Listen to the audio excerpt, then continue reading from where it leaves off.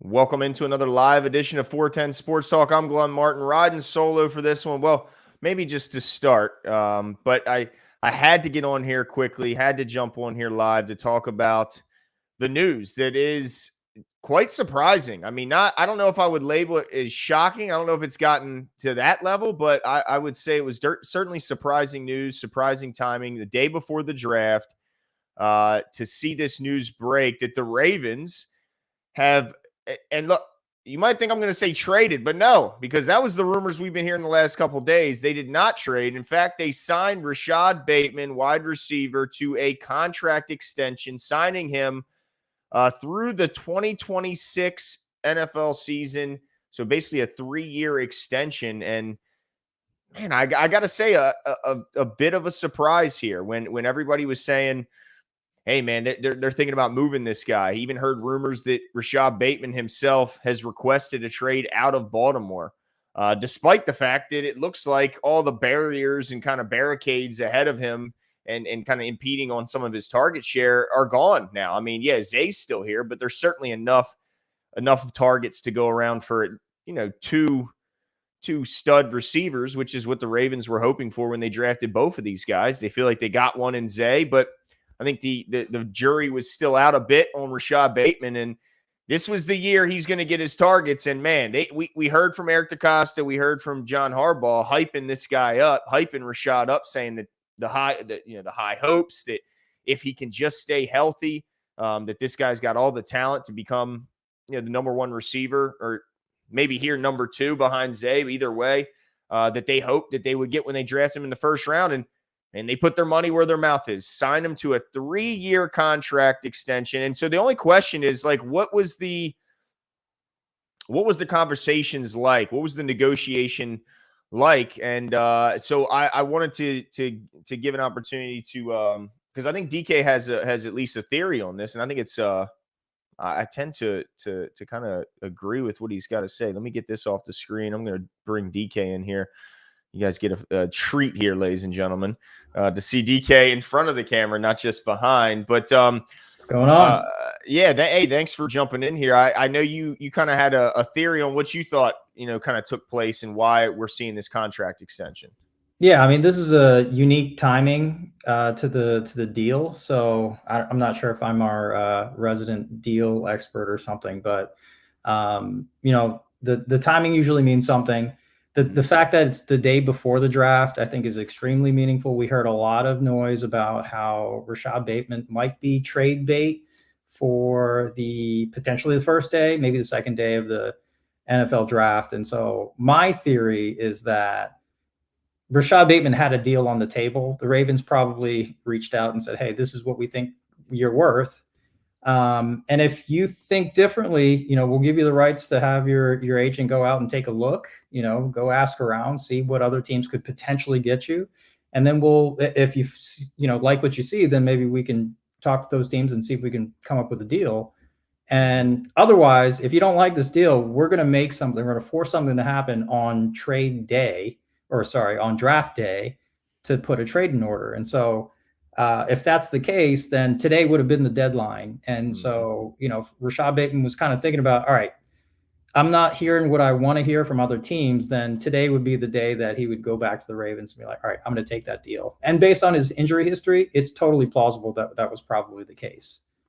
Yeah. No, I think that was I could see that being the exact scenario. This is the deadline day before the draft. Take it or leave it. This is, the Ravens aren't the type to do it in a bully fashion. I don't think I don't think it was being delivered like that. At least that's my theory, is that it was a fair offer, and I can't wait to see the details. That's going to be a big thing. Like, what did both of these sides agree on as a fair offer for a guy who's to this point, haven't lived up to his potential, I think, is a fair way to say it. And so it'll be interesting where he slots in that wide receiver order as far as pay. But yeah, I think you're right. I think it could have been one of those things like, hey, we need to know if you're going to take this or we're going to move on. Yeah, absolutely. The one thing I will say is his agent probably had a very hard time getting offers that made a lot of sense for him, just because he hasn't played a whole lot. He hasn't had the chance to really showcase his talent. and to give other teams like confidence that, yeah, if they bring him on, that he's going to play for a majority of the season. So since they haven't really seen that, there's not much going. And then that's in addition to trading for something. You got to you'd be kind of buying his contract, so you'd have to offer something to get him and then pay him something.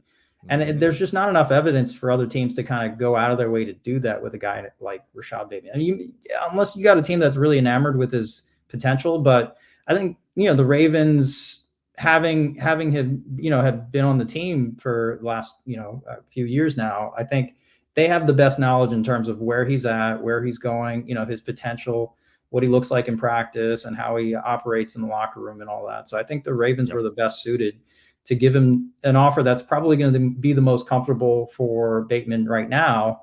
And in the future, maybe set him up for, a bigger contract if he can get out in the field and stay out there. Yeah. Yeah. And I'm glad the Ravens ultimately decided to take this route, because I still believe in Rashod Bateman. I still think he's got all the talent and ability and just needs to stay healthy and stay on the field. I don't think it's a question of his work ethic or the, the type of offseason preparation he's I think he's got that.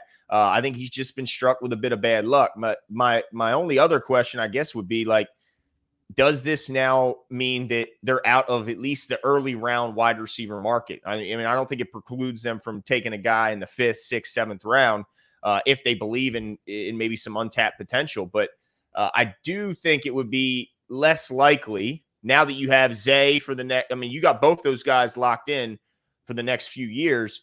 That's a pretty good starting core. And then you can build around them with guys like Aguilar, who's also currently under contract. You can build around those two solid young players. Do you think that this makes it all but, do you think this makes it far less likely to invest a 1st, 2nd, or 3rd round pick now at wideout? Yeah, I mean, that's my thinking. I mean, I think basically, your mock draft from yesterday, you can throw it out the window. Out of there. Out of there. Because I think they got their wide receiver, their 1-2 basically set up. And again, it's really heavily based on the hope that Rashod Bateman can stay healthy. But, if they fill in, their wide receiver room with some depth in the draft later in the later rounds, I think there's a lot of hope for that room, and we can expect some decent production. I mean, I was just talking with Brad just last night about how, this is still the same guy who can take a slant and take it 70 for a touchdown. Yep. He's done that. And also last year, what did we talk about? We talked about his ability to get open. Separation numbers were amazing. He just, maybe, he just hadn't clicked with Lamar, or, maybe just the opportunities just didn't come his way. I mean, maybe a little bit of lack of luck or whatever, but, those numbers are real. So, if those things come together, he can get the ball in moments where he gets separation, he can stay on the field, maintains his explosiveness. I think there's a lot there. I mean, he could really shine this year, and he could make the Ravens look really smart by showing out, especially this year. Yeah, this was a surprise move, no matter which side you were on, whether you're the Bateman fan or if you're like some in the chat don't believe in him. No dog in Bateman. Wow. Well, hey, we're going to see this year, because I don't think there's any reason why he's not going to be in line for. I mean, I would say, what's his target floor? Like, if you like, do you think Zay goes over 100 targets? Do you think is that a foregone conclusion? And then you got to, if you got a healthy Mark Andrews, you got to pencil him in for what, 70? I mean, 75. You got to give him his share. And then you got Isaiah Likely in the emergence of his, role in the offense. And now, where does that leave Rashod Bateman? I mean, I think, what do you think? 60 targets is something he could, at least I would say that if he stays on the field, stays healthy, I think 60 targets. Let's see what you can do with it. And look, that obviously can change. That role can expand if he's showing early in the season that he can handle that workload and maybe more. Yeah, let's see what happens. But yeah, I would say that this eliminates the wide receiver. I really like Xavier Leggett. There's a lot of guys I really like. Who it is? Oh, Jimbo, what's up? What'd you say? How's it feel to be wrong? can't come in here with that kind of energy, Jimbo. On two accounts. On 2 accounts. Hold on. On 2 accounts. One, they ain't drafting wide receiver number 1, so your whole draft is busted. Number 2, you said he's getting traded, and they signed him. Well, to be fair, a lot of people were saying he was going to get traded. That's brutal, bro. I also thought if today I didn't happen, say he was going to get traded. This guy was not fooled. Okay, Man, just saying. This is brutal. Jimmy did call it. Gideon's right. Jimmy off the top wrote, "This is brutal, bro." I don't even know what the numbers are yet. I just saw the text message from you guys and ran down to my basement because I want to be on this video so bad. Tell Glenn he was wrong. Thank you. That's the kind of motivation you need to sprint to get to the video. Just to tell me that I'm wrong. All I know is 3 years. I saw 3 years, 15 in the chat, but I haven't been able to. I know. Would that be an absolute steal? Holy smokes. I see here 3 years, 15 is accurate. What? Dude, that is a steal for the Ravens to get that guy for that steal price. and a half. I mean, okay, so Brian McFarland, of course, who's credited, said essentially a 1-year extension. If you factor in, he's already under contract for this year and potentially had the 5th-year option. Will be interesting to see where the numbers fall. Essentially, due $16.7 million in salary for 24 and 25 combined. Okay. All right. So it's really just a 1-year extension beyond the 5th year. Is that what? Yeah. Yes. Okay. All right. And then a lot of that money might be pushed off. I mean, I'm not sure exactly how much. Right, to be able to administer that differently, because I'm sure the increased guaranteed money allows them to take some of it off of his annual salary hit, is my guess, and able to move it into like a bonus and stuff like that. So the manipulation of the money, I'm sure, is far increased.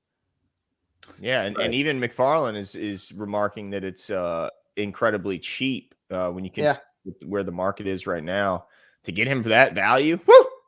Well, you saw what's his name signed a $120 million deal. I know they're in different stratospheres, but insane. Like the difference there, crazy. But I mean, just the money going to that position. We talked about this, Glenn, in years past, where it felt like eventually it was going to slow down, right? Yeah.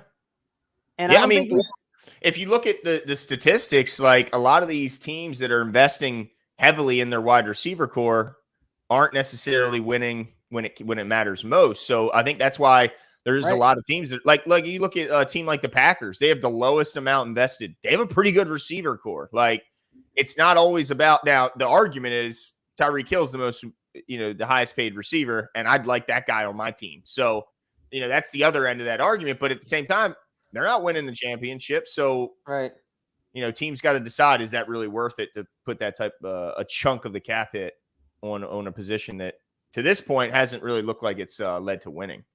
Yeah. Wild. Years 15. But let us know. I mean, you guys, anything else you want to tell us about Jimbo, or do you just want to jump in? The only thing I will say, the only thing I will say though is that it could be a triple bogey for you, Glenn, because here we go. Is it just me, DK, or is he using his computer microphone? No. Get closer to the mic, Glenn. Let's hear it. Hello? Oh, okay, no, you're using your mic. Okay, so it's just me. It's just me. Well, at least there's not that, right? That would have been, looking for anything to embarrass you. No. I was trying to be considerate with that one. I mean, look, I think I hopped on a little late, so I don't know exactly what you guys said, but well, do you think this means they are out of the early round wide receiver market? I didn't think they were there to begin with. Yes. Okay. Well, that's based on this stamp. True, I mean, judging by your picks, yes. Yeah. This is the stamp of. Yeah, this is. Yeah, there's no way. I mean, I don't think it makes very much sense to me. But really, what I want to know from you guys is this. My first question was, what do Lamar and Rashod have to do to get on the same page? What's missing there? Yeah, I mean, I'm assuming they consulted Lamar's opinion on whether or not they sign him. I would hope so. So I would say that means Rashod Bateman is that Lamar Jackson at least said that it's a fixable issue. I guess it's an issue. I mean, I would call it an issue if they're somehow never seem to be on the same page. But I mean, they've got plenty of time to work. It's not like he was hurt for all of camp. It's not like, didn't they have enough time to get things ironed out? Like, No, I hear you. I'm just trying to think that. of what it was. You know what I mean? But why immediately does Zay? I mean, is it a Monken thing? Maybe it's just a personality thing. Do you think it could just be that they don't mesh as a person? Like, because it's pretty clear that Zay and Lamar mesh personality wise. Yeah. Like, they seem to always be having a good time together there. But I don't see Rashod. Do you? Am I missing something? Like, do you see Rashod cutting up? Well, no, but I on the field, Glenn, I have one other thought. All right. And I don't know if any statistics back this up. But when I think of Lamar, generally, like if he's going intermediate, he's going to his tight ends. Mm-hmm. And if he's going short, last year, speaking specifically, he was going to Zay or maybe a back. And then if he's going long, like Bateman, got some opportunities downfield and things like that. But I feel like Bateman does a good job in the intermediate stuff. We saw him getting open 12, 15, 17 yards down the field. Wide open and, really, really dismantling his corner.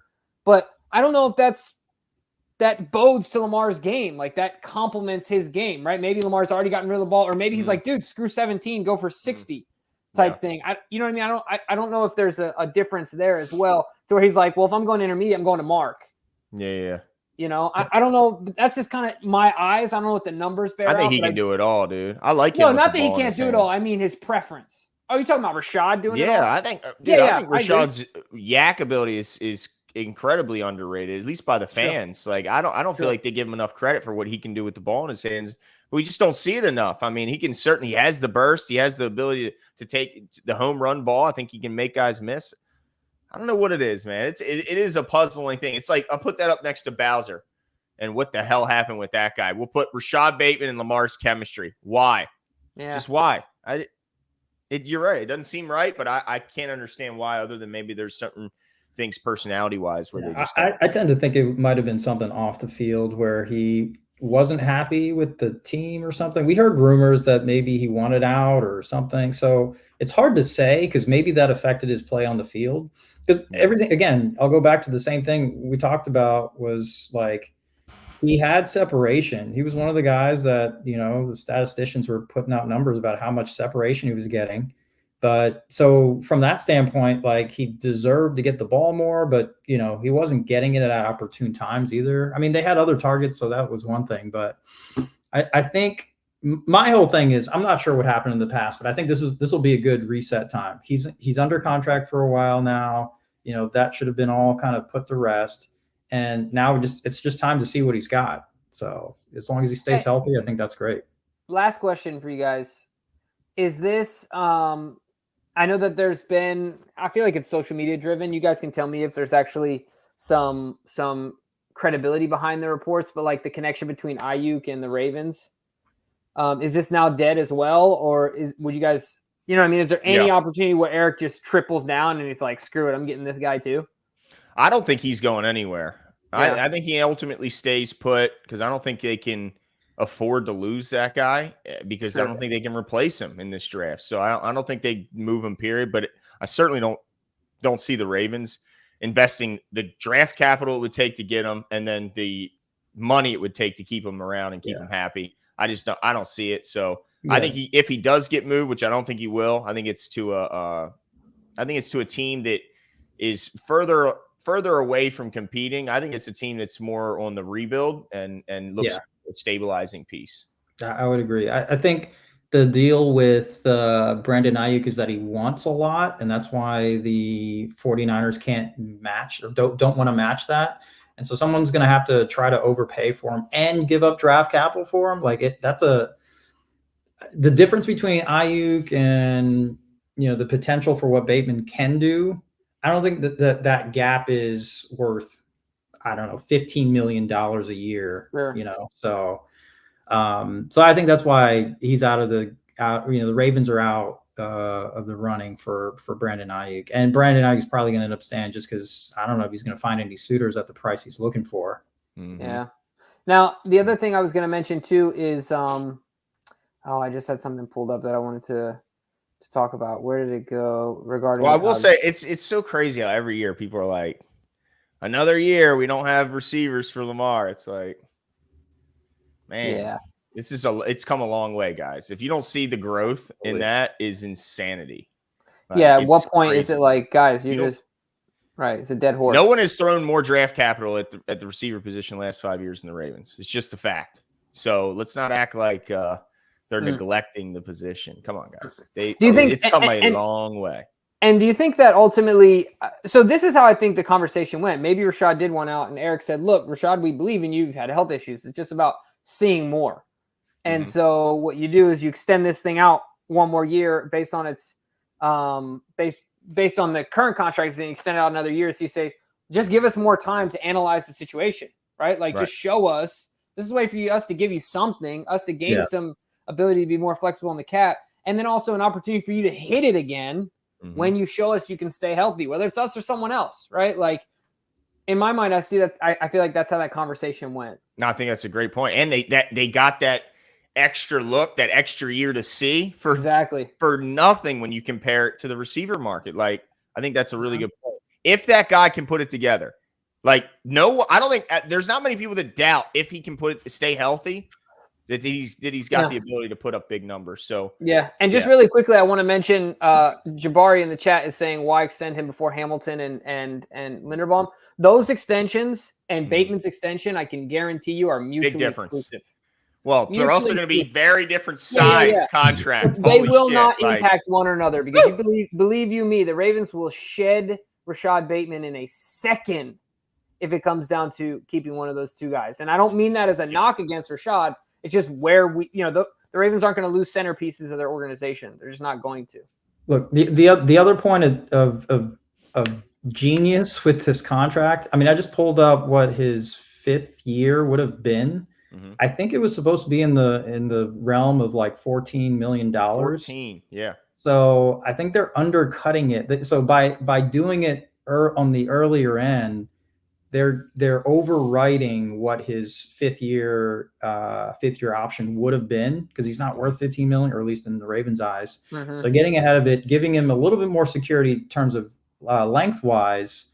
But that also gives the Ravens a lot of power. I mean, he probably didn't sign any, no trade clause. I mean, at that price, if he provides some value, one, he sets himself up for potentially a greater contract in the future. But also, it kind of provides the Ravens some protection in the sense that if they need to move him, his contract is more than comfortable for anyone to take on, if they're willing to take on the risk that, probably the only thing that would have come up is more injuries. Yeah. Yeah, but let us know what you guys think in the chat. I mean, I want to know everybody's comments. Do you think this means that they're out of the wide receiver market in the early rounds? Do you think this means that there's no chance they'll trade for Brandon Ayuk? Because I know a lot, or Cortland Sutton, for that matter. Or do you still think, hey, they could still add a third guy in the early rounds and make that receiver core a real strength of the organization? But let us know in the comments below, and we'll talk soon. See ya.